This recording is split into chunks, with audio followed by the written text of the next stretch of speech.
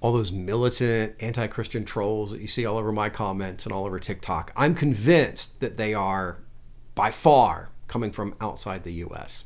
And I base that on a couple of different things. First, they're mostly commenting between about 3 a.m. and 8 a.m. US Central Time, which puts them in a time zone somewhere probably around Eastern Europe. They also tend to use some weird English phrases and terms sometimes, though that's getting less because they're using AI more, I believe. They also sometimes use weird punctuation, which we don't use in America, like using a comma instead of a period sign in a number. So based on that, I think that most of the anti-Christian trolls on TikTok are actually living in former Soviet republics.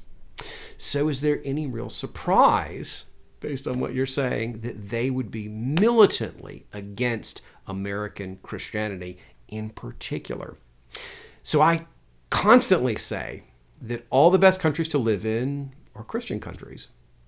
And the people who are upset by that the most absolutely know that it's true.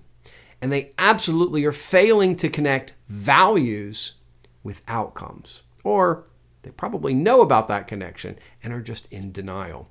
So absolutely, this oppression lives on. It still has momentum. And so when these people live in poor, oppressed former Soviet republics and they see me and others like me on here from America declaring the truth of God, the authenticity of the Bible, and the supremacy of the teachings of Jesus Christ, they get mad.